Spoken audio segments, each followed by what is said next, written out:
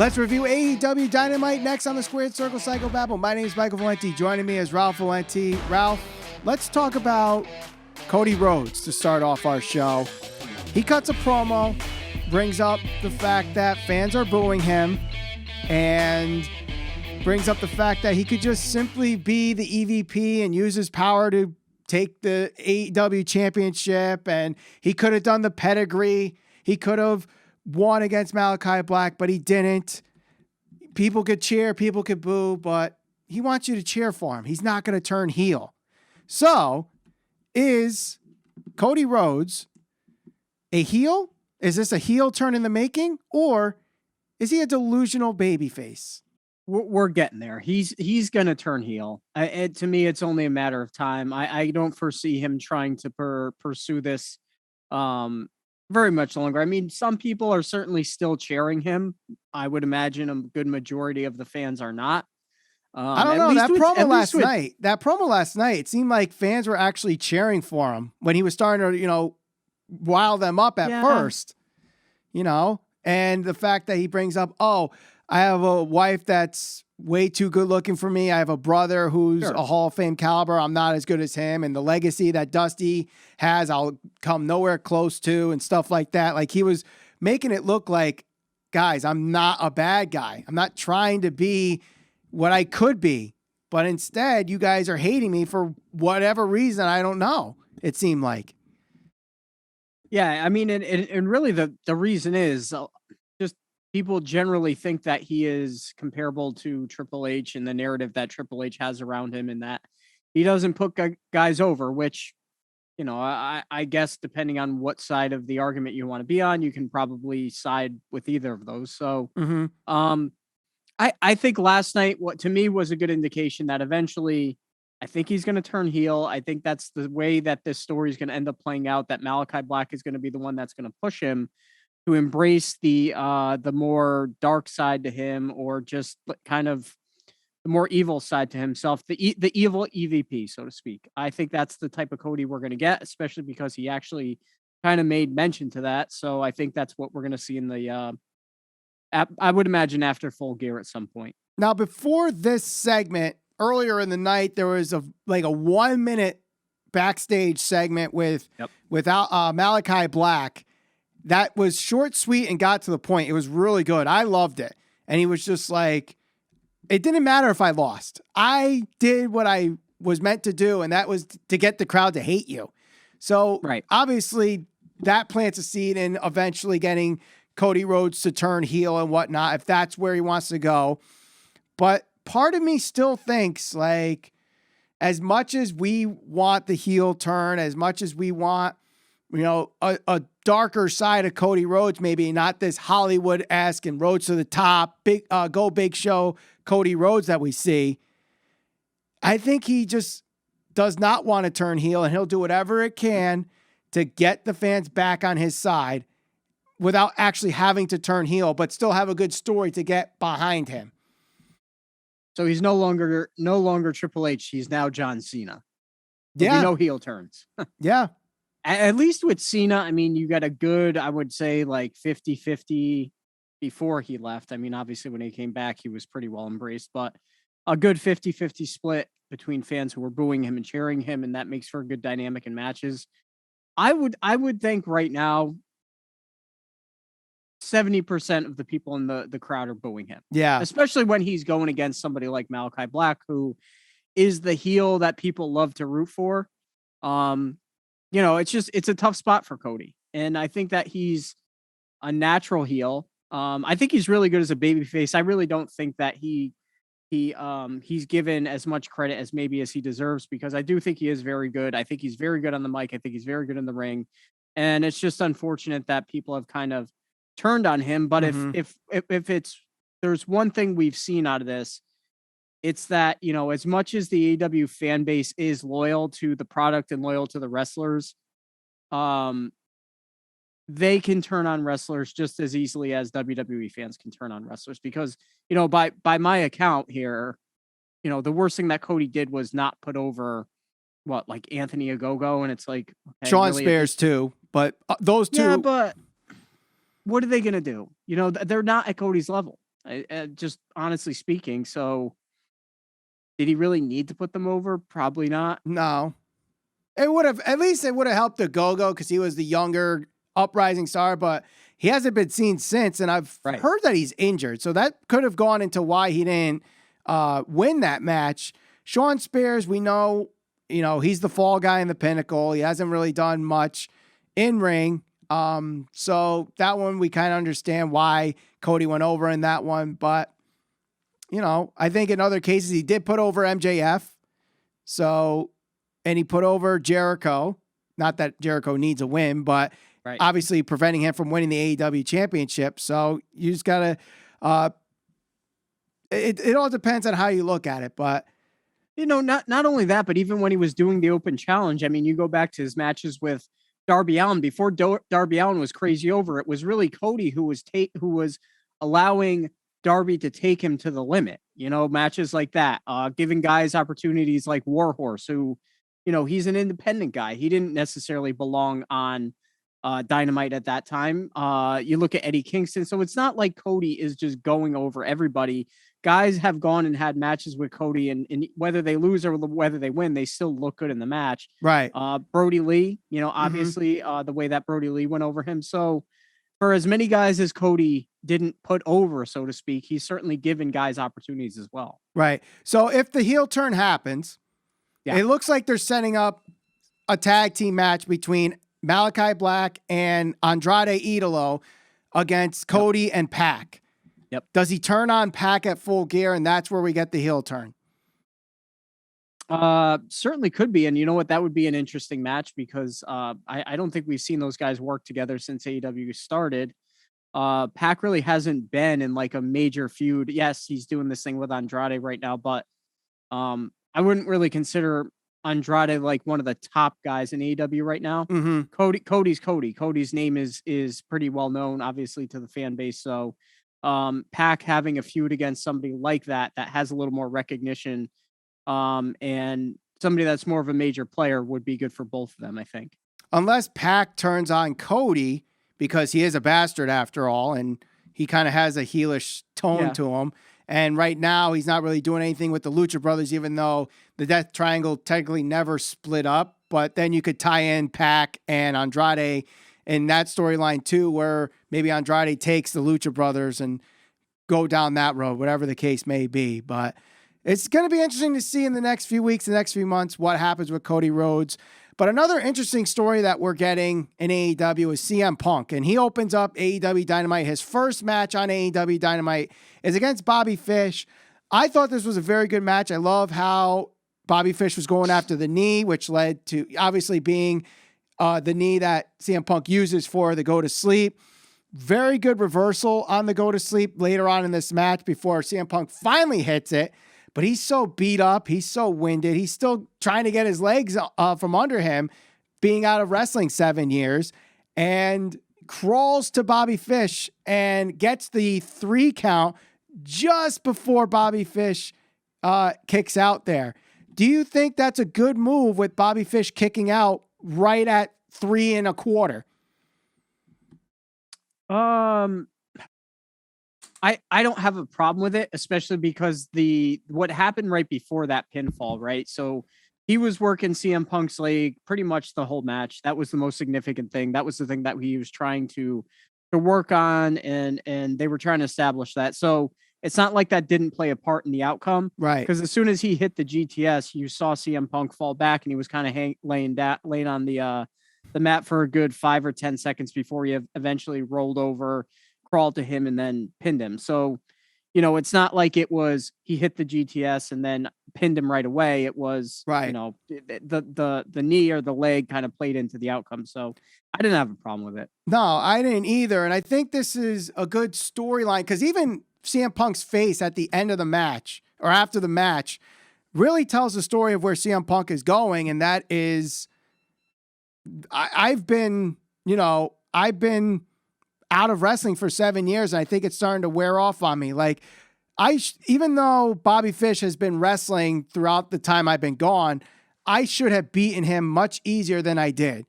I should have beaten Matt Sydal much easier than I did. Powerhouse Hobbs, as a rookie, I should have beaten him easier than I did. And even Darby Allin, like, he should have won that one easier than he did, and he hasn't.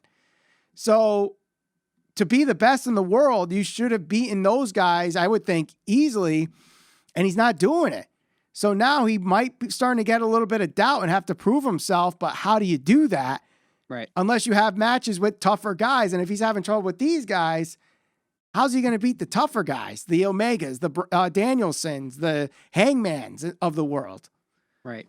So I think it's interesting because there's really kind of two trains of thought. You either like the storyline that they're kind of doing with Punk, or you feel like it's underwhelming and they're misusing him. Those are the two arguments that I've seen. What do you think of his time in AEW so far? Like, do you think that they're using him correctly, or do you think that they're kind of squandering him and wasting his time in AEW, considering he's one of the bigger names in pro wrestling and his comeback was pretty major? I think it could be better. I think they kind of were going down the same road they did with Sting, where they're just kind of throwing him out there just to throw him out there because he had the buzz and keep that buzz going. But you do that so much and then it's just, white noise at some point. But I do like if they progress this story, like I think a lot of people assume or are inferring that that's where it's leading to. I think that's going to be a great way to showcase him instead of being like what we saw with, for example, in WWE Goldberg, who was gone for 12 years, but was able to beat Brock Lesnar in 90 seconds or was able to beat The Fiend or, stuff like that. That should not happen. CM Punk not wrestling for 7 years, he might still have some of what he knew and still be able to wrestle a decent match, but he's having trouble with matches he should have won probably on the easier side had he not lost those 7 years. It's a good story, I think.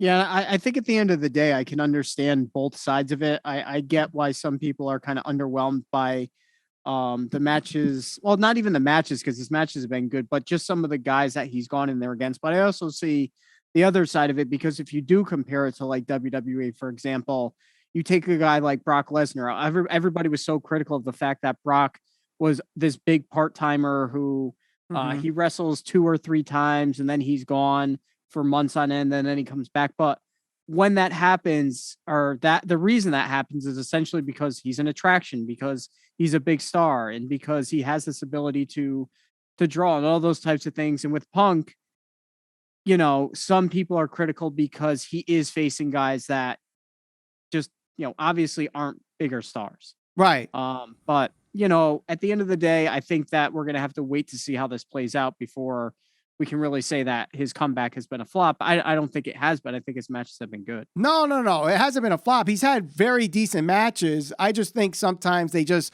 throw him out there because they got to get him out there. And it got like on commentary. Right. I mean, he's good on commentary, Right. But I think times where like he comes out and he plays his music and he's going around and, jumping into the crowd just to start off Dynamite. It's great for the crowd, but I think for TV, it's like, if I recorded this, I'm fast forwarding it. I don't need that. It's a waste of time. But let's head to the next segment. MJF wins a quick squash match against, I think his name was Bryce Donavon. No relation to Ray Donovan. No relation to Donovan McNabb. Bless you. No relation to Donovan, the singer of the song Season of the Witch. That's a 50-plus demo reference there. But after the match, he goes on the mic. He does his anti-hometown promo that he does, ranking on the Boston people, calling their women fat, and, the typical Boston accent jokes, hada, Then the lights come out. Sting's music hits, but obviously it's a joke. Sean Spears is in on the joke. It looked like Wardlow wasn't quite in on the joke, Ralph, but the lights go out again, and MJF's like, good one, Sean. Spears is like, dude, that's not me. Lights come on. Sting is in the ring. He's beating up everybody with the bat. MJF gets out of the ring. He hops over the guardrail. And in the crowd, dressed up as the Invisible Man, is Darby Allin. He attacks MJF, and MJF scampers. And Darby Allin simply says, Max, you and me, full gear. I am really liking this small little feud that they've had for the last few weeks. They've done a really good job telling this story between these two. And I'm excited to see this match at Full Gear. I like it. Definitely looking forward to the match. I just think that, they kind of made it seem like it was going to be more of this psychological chess game, which I don't really know if we've gotten that exactly, but maybe not. Either way, I'm not really going to complain about these two having a match. So yeah, I think it's still going to be a good match. It depends. I mean, so there's still other things in play. Obviously, if you look at the facials of Wardlow, he's just like not into it. He's just there to be there. And how does he play a role in the MJF match at Full Gear? How does he play into the Pinnacle down the line? Definitely something interesting. Sting obviously being involved in this. The whole psychological breakdown, I guess, was just because we haven't seen Darby in the last few weeks. So that broke Darby mentally, I should say. But now Darby's in it to break MJF physically. So now we're getting the physical side of this whole storyline. But I thought this was a good segment. I will admit, though, I think MJF's promo this week wasn't one of his better ones. Maybe it's just because I'm so used to hearing those kind of, Boston jokes, being a Yankee fan and having said typically the same jokes and making fun of Boston accents. But I think this was kind of lackluster for MJF this week. Yeah, it wasn't a bad promo, but it was kind of status quo, I guess you could say. Right. Next up on this show was the TNT Championship match, Ralph. We had Sammy Guevara retain against Ethan Page. So now we know it's a 5-on-5 match at Full Gear, the Inner Circle against American Top Team and Men of the Year. It was a good match, but obviously with all the stipulations that were attached to it, you knew Sammy was going over, and that kind of threw me out of this match a little bit. And now that we know that it's a Minneapolis street fight, one of those insert city name here street fights, next week we find out who the 3 members of American Top Team are going to be to join Scorpio Sky and Ethan Page. What'd you think of the match? Who do you think are going to be the other 3 people that join Sky and Page? And what'd you think of Jericho's promo afterwards? The whole segment. What are your thoughts? The match itself was good. The street fight, I mean, I week after week, I continue to say this. I think Dan Lambert is good at what he does. I'm not really looking forward to this. I haven't really been into it the entire time. Yeah. The fact that it's a street fight, I'd rather have it be that than a wrestling match, because as we've seen with a lot of guys that don't necessarily wrestle on a regular basis, somebody like Junior Dos Santos, for example, he came out, he had his match he was involved in the match. When he was in the match with Jericho, I wasn't overly impressed. I thought it looked bad, but I think that's what you get when you have guys that don't wrestle on a regular basis and wrestling matches. So at least with a street fight, they can kind of hide their limitations. The segment, the promo afterwards, typical Jericho thing. He's been saying the same thing for the past couple of weeks, I feel like. So it was fine. At least the crowd was definitely into his entrance as usual, but they were overly into it, I think. Yeah, and that's true. And I did like the little tie-in with Aerosmith's Sweet Emotion, hometown band, Aerosmith being from Boston. That was a nice little touch, and using his promo to tie in with the lyrics. So that was a cool little touch there. But who do you think the 3 are going to fill out the rest of American Top Team there? I mean, to me, I feel, do they bring in Masvidal? Isn't he scheduled to have a fight soon though? Yeah, he's fighting pretty soon, I think. He's got a big fight coming up. I don't think he's going to be doing so it can't be him. Match. Although Dos Santos probably is one of them. Yeah. I think honestly, here's what I think. I think it's going to be Dos Santos. I think it's going to be Paige Van Zant, and I think it's going to be Dan Lambert. No, I don't think Dan Lambert. If it's a street fight, he doesn't have to wrestle. He can use all the weapons he wants, and I'm sure they'll show him how to use them right or whatever, Yeah. because I think that's really where the story is to shut Dan Lambert up. So let him get beat up and the crowd will go nuts for it. It's possible. I'm sure he'll get involved in the match either way. Right. Now we go from the TNT Championship to the TBS Championship Tournament. First round action, Hikaru Shida versus Serena Deeb. Shida wins. This was a great match. I think a lot of people are agreeing that this was the match of the night. I mean, the first match was good. Crowd wasn't quite into it because a lot of people assumed Shida was going to win, knowing that it was her 50th, but Deeb gets the surprising win in this little heel turn that she has now.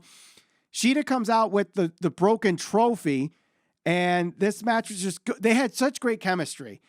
Obviously, Serena Deeb going after the knee for the single leg crab that she has, a Serenity Lock, and the reversals, the strategy, the psychology.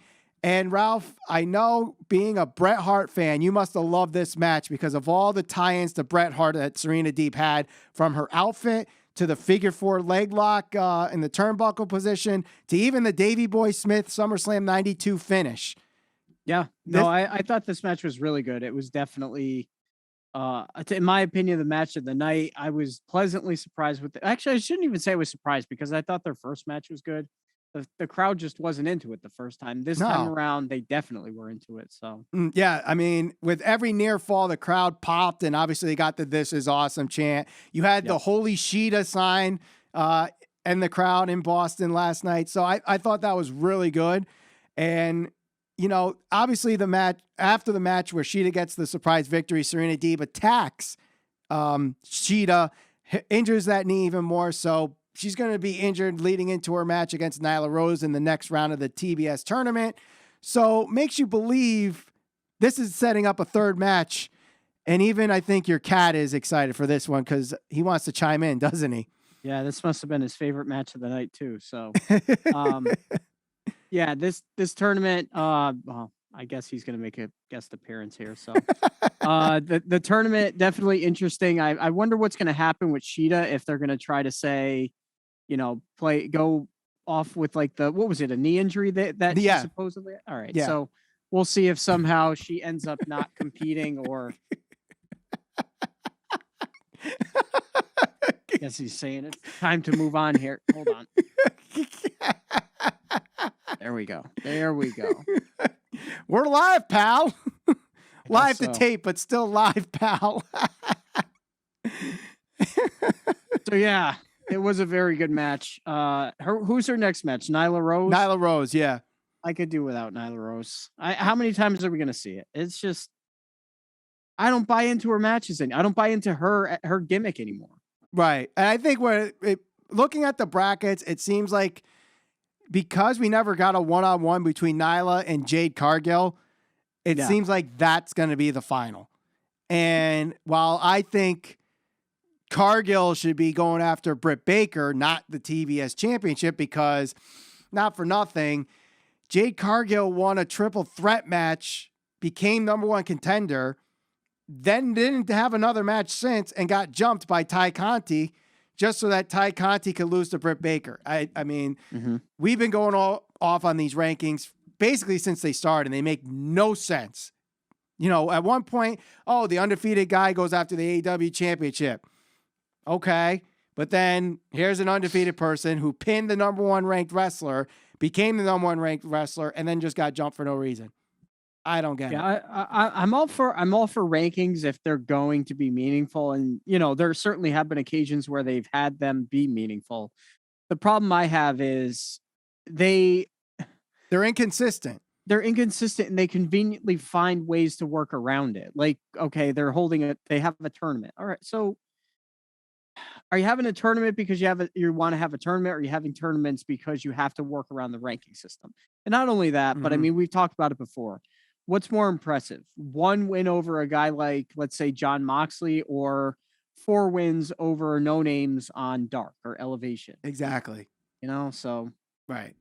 But that's what it is. But Hikaru Shida versus Serena Deeb, back to that really quick. The fact that they did awesome the first match, really good. I mean, this was probably one of the best women's matches on Dynamite ever in the second match, and it builds up to the third match. I know a lot of people hate on WWE for having rematches all the time, and this is a case where like we're getting rematches, but I don't think the issue is rematches. It's just you get the same match over and over and over again. We had 2 different matches here that just the first one planted the seed and this grew a little bit. Yeah. It wasn't the same match, and it leads to a grudge match for the third match, hopefully at Full Gear. But that, that's what's great about AEW sometimes, that even when they've had rematches, it seems like the rematch surpassed the original match. But another tournament action match, Ralph, for the AEW Championship, number 1 contender. Jon Moxley squashes Dark Order's 10. I mean, this was a quick one. He comes out doing what he did in the first round or against Wheeler Yuta, comes in, does his business, gets out. I mean, and bloodies up Dark Order's 10 in the process. Poor Dark Order's 10 on this. I mean, his mask gets ripped up. He's bloodied up. Not much to say about this, but Moxley's character, I'm digging this right now. I'm digging this sense of urgency, get in and out and just on with life. If I'm Orange Cassidy, your match is not lasting longer than 3 minutes, but it's Orange Cassidy, so it's going to last 15. Well, that's what I'm thinking. They're probably going to save it for him to have a competitive match against Moxley. But, yeah, I mean, Moxley has been good in this new. It's not really like a new role. It's just maybe a more focused role. So, yeah, I think it's good. I think that he should continue to do this until, potentially the finals. If it ends up being him and Bryan Danielson, then that would be interesting. Even if somehow Eddie Kingston ended up pulling off the upset, I don't think that's going to happen. But well, the match happened at the tapings last night, so no spoilers in the comments, please. But I didn't read them. Right, I didn't either. But assuming the notebook that Tony Khan revealed accidentally in that picture is to be believed, Moxley and Danielson is the final. But I mean, if you look at the bracket, it's kind of obvious that that's where they're going. But who knows? Maybe Kingston did pull out the upset. But I did hear that people are saying that the match with Kingston was Bryan Danielson's best match in AEW so far. So we'll have to see Friday night on Rampage. But Ralph, let's go to the main event. It's Halloween. Mm-hmm. So a lot of people like to dress up as something, but we're podcasting here. So I didn't dress up. I know we're doing a video podcast, but I didn't dress up. So we're going to do a little cosplay, Ralph. Aloha there, Jim. And your thoughts on the main event between the Dark Order and the Elite? I'm not going to lie. I am actually very much looking forward to his critique and review of this match, just because I know exactly what I'm going to get out of the review. So, oh yeah, he's going to shit all over that. However, I would probably say that there is certainly criticism that's warranted for this. Well, I feel like you're going to channel your inner Jim Cornette on this, so I'll leave the floor to you. Maybe we'll get another YouTube short out of you. No, I'm not going to be too harsh on it. And before I even get started on it, because I know all the comments, oh, you just don't like comedy and wrestling. You just blah, blah, blah. Like, it's not that I don't like comedy and wrestling.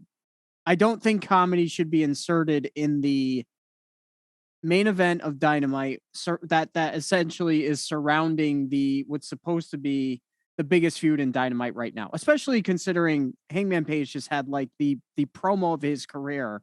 What was that, last week or the week before? Last week? It was last Wednesday? Last Saturday. The first Saturday night. It was either the first Saturday or the last Wednesday before they went to their 2 weeks. Yeah. And had this been a group of mid-card guys, which I guess the Dark Order essentially are mid-card guys, but the Elite certainly are not. I get it. It's Halloween, dress up, all that type of stuff. If WWE did something like this, I'd hate it just as much, because this is the reason why I choose not to watch WWE, because I want to watch, their own term, sports-based pro wrestling or more serious pro wrestling, some type of story. And you have, the main event out there with the guys coming out dressed up as a bunch of goofballs, acting like a bunch of goofballs. The match itself not being taken seriously, which to me just essentially is diminishing, at least for 1 week, the feud that Kenny Omega and Hangman Page have. Because to be quite honest with you, this does not make me want to see that match anymore. Having watched this match, this did nothing to further progress the feud between Hangman Page and Kenny Omega, especially when the story that they're trying to tell is that Hangman Page deep down is insecure and not sure of himself and not ready for the moment and chokes and all that stuff. This didn't do anything other than get a couple of laughs out of the in crowd. And by in crowd, I mean the people that are into this being the elite, silly nonsense type stuff. It speaks to their most extreme core audience. I'm going to disagree with some things here. I agree that it was chaotic and, Rick Knox doing what Rick Knox does best and just let everybody in the ring and not count. And when he counts, he stops halfway through because they got to get the spot in. That I'm never going to like, ever. I'm a stickler for rules, so that will always bother me. When I first see everybody dressed up, I'm like, this is stupid. This is really stupid. But as the match goes on, and there was some entertaining stuff in this. And I thought, yes. John Silver dressed as Bambi was very entertaining.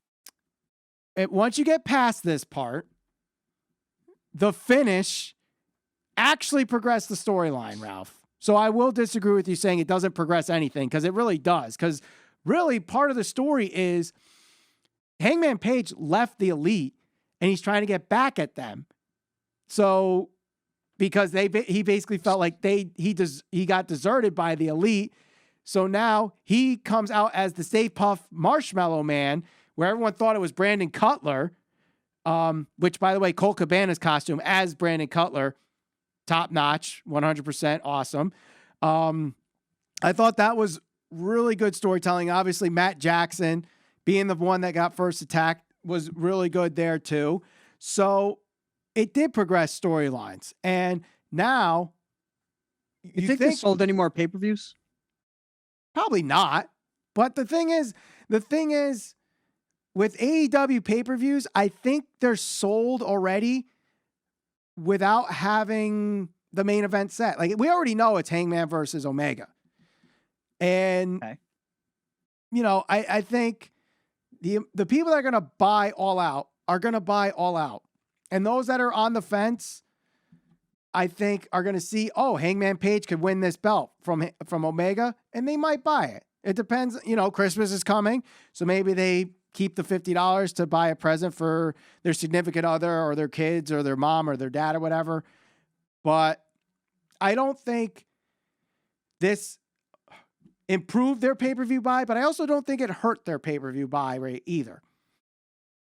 But it's also something I'm not caring about, because that's just like ratings. Unless you work in the industry, it's not worth talking about.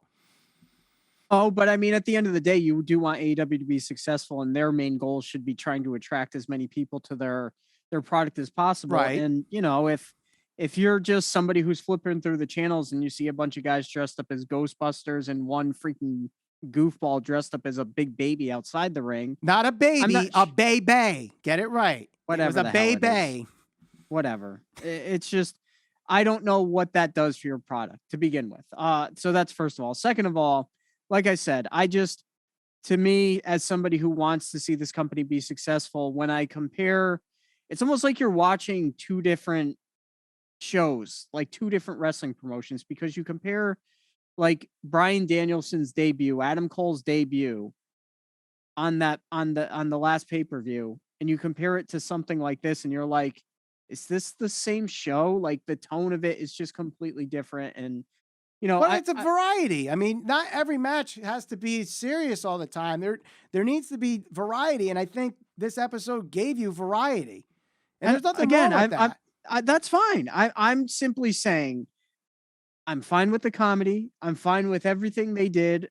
I just feel like this specific type of segment should be saved for a more mid-card thing. Not the Elite, not two guys that are going to be wrestling in some type of grudge match that's going to main event. Actually, when they all came out to the ring, I believe Excalibur actually described this match as a grudge match, and you have guys dressed up as babies and the Stay Puft Marshmallow Man, Bambi.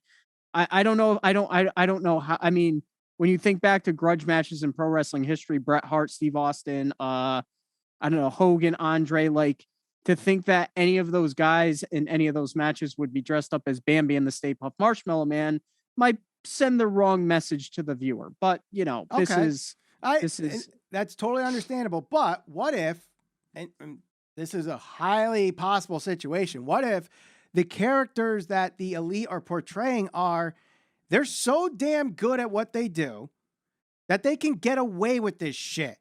And people hate that fact. And that's why they get heat for it. Because you got a guy like Kenny Omega, who everyone knows is one of the best wrestlers in the world, but he's dressing up like a Ghostbuster and he's acting like an idiot out there. But he can do that because he's that damn good. And people just boo him because they want to watch his matches, not have him cosplay. Yeah, I don't know, man. To me, I'm just not going to get on board with this. This was not something that I as soon as I saw it, I texted you. I was like, I'm not going to watch this match. As soon as they came out, because this is speaking to the most hardcore Elite fan base. Like, and that's fine. If that's all they want to do is try to make their core fan base, the in-crowd, happy, then that's fine. They can continue to do these things. But I just don't think this is going to appeal to a larger audience than what they currently have right now. And not only that, but I mean, I'm looking through my notes right now. These were some of the highlights of the match that I noted. Aside from all the chaotic stuff when it's a 4-person match, four-man tag match, that you're going to get that every single time. But Nakazawa with a Bebe splash on the outside. First of all, Nakazawa dressed as a baby is ridiculous to begin with. He's a baby, not a baby. Evil Uno. John Silver dressed as Bambi, which we already got into that. Evil Uno at one point was riding somebody like he was a cowboy on a horse. Okay, so this is the grudge match. It described by... Now, you've got Jim Ross, the best man on commentary probably ever, commentating this, alongside Excalibur, who is describing this as a grudge match. Okay, so we now have somebody riding somebody like a horse. At one point in the match, Adam Cole super kicked Evil Uno. And Evil Uno, in order to make it sound like he was kicked in the face, smacked his own ass cheek. We can go back and watch that. What? I missed that. Go back and watch that. Yeah. So I caught on to that. Evil Uno. Now we're beyond thigh slaps here in AEW. Now we're slapping our own asses. So we got that. We got a Teenage Mutant Ninja Turtle spot with the Shell Shocked, where the Dark Order all stood around in a big group, and I could understand a couple of these things, getting away with a few of these things here, but the silliness with the costumes, the silliness throughout the match, the chaos throughout the match. This is the match that's supposed to main event and put butts in the seats and sell pay-per-views and all this stuff. And they will sell pay-per-views. They will sell out however many arenas, because the event will be big. But what are your goals? Are you trying to be the press promotion in the world? To me, the best professional wrestling promotion in the world isn't going to have people dressed up as babies around ringside splashing each other. This to me is Roman Reigns dog food type segments. And I hated that, and I didn't like this. So people could take it for what it's worth. Kenny Omega and Hangman Page deserve better than this. I'll put it to you that way. That's how I'll leave it. Even though Hangman Page got super over in this segment. Hangman Page is not the problem. It's the segment itself, him being involved in something like this, is the problem, because coming off that great promo, you'd want to continue to build momentum to the point where it's a fever pitch type thing. Hangman Page at this point could do whatever the hell he wants and be over. The same thing that like Stone Cold Steve Austin used to be able to do whatever the hell he wanted back in the day and be over. But there are people who are critical of the Young Bucks for stuff like this. There are people who are critical of Kenny Omega for stuff like this. And unfortunately, Adam Cole, who left NXT for something like this, is just unfortunate that he is now involved in whatever you want to call this. Right. Theater, SNL skits. Right. Well, just to remind you before we head on out, there was a moment in the professional wrestling world during the peak of popularity. There was a WWE Hall of Famer that used to choke people out with a sock puppet. An Olympic gold medalist that wore a mini cowboy hat. And the biggest name in wrestling singing Kumbaya out of tune like you wouldn't believe. The Rock doing multiple things and all the stuff that he does. So when you're over like those guys, you get to do whatever the hell you want. And not a single person in that ring is as over as anybody you just mentioned. So fair point. But let us know in the comments what you thought of AEW Dynamite this week. If you love the show and you love this review, give it a thumbs up, like this video, and share it all over social media. We're on Facebook, Instagram, and Twitter, SCPV Podcast. Subscribe, hit that bell for notifications. We'll see you on the next episode of the Squared Circle Psychobabble.